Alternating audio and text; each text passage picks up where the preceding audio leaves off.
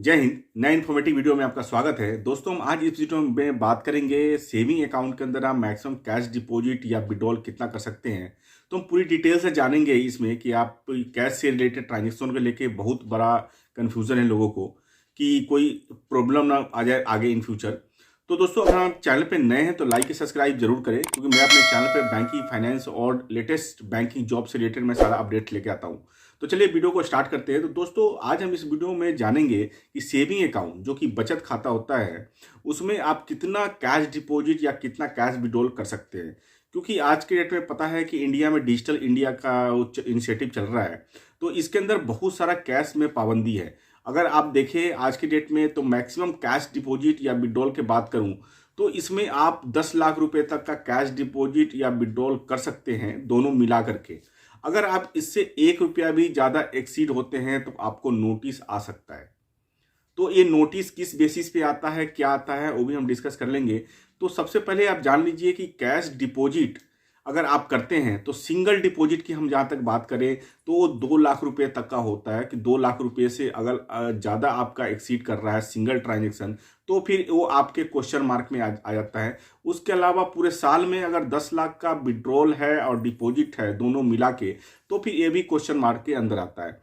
लेकिन इसके अंदर अगर आप देखें तो आप अगर देखेंगे कि बहुत सारे लोग ऐसे हैं जो कैश डिपॉजिट करते हैं और आज तक कोई प्रॉब्लम नहीं आया। आपके आसपास के लोग बोलते होंगे कि भैया हमारे पास तो कोई प्रॉब्लम नहीं है, लेकिन आप देखेंगे तो ये आपको नोटिस आने की पूरी पूरी चांस है अगर आपका ये दोनों क्राइटेरिया में आप अगर एक्सीड कर चुके हैं, या 10 लाख में या 2 लाख सिंगल ट्रांजेक्शन में।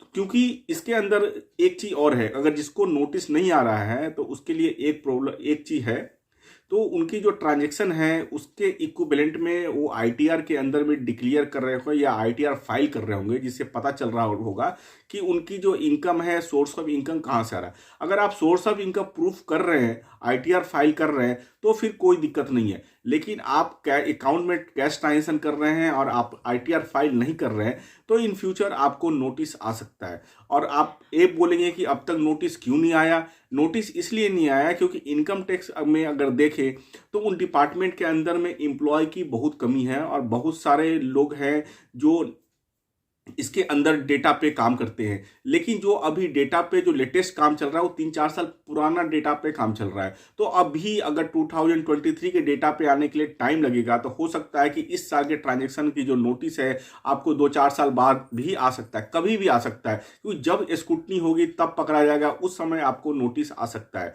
तो दोस्तों, सबसे पहले तो मैं आपको सजेस्ट करना ये चाहूँगा कि अगर आपका सेविंग अकाउंट में कैश से रिलेटेड ट्रांजेक्शन है तो उसको अवॉइड करें, आप डिजिटल प्लेटफॉर्म पे आ जाए। लेकिन आपका अगर सेविंग अकाउंट में ही आप ट्रांसफर हो रहा है या आप बिजनेस ट्रांजेक्शन कर रहे हैं, तो उसके लिए आप करेंट अकाउंट में आप जा सकते हैं। करेंट अकाउंट के अंदर आप जितनी मर्जी कैश से रिलेटेड ट्रांजेक्शन, नॉन कैश से ट्रांजेक्शन आप कर सकते हैं। इसके लिए करेंट अकाउंट बनाया गया है। लेकिन सेविंग अकाउंट में आप कैश से ट्रांजेक्शन से आप बचें।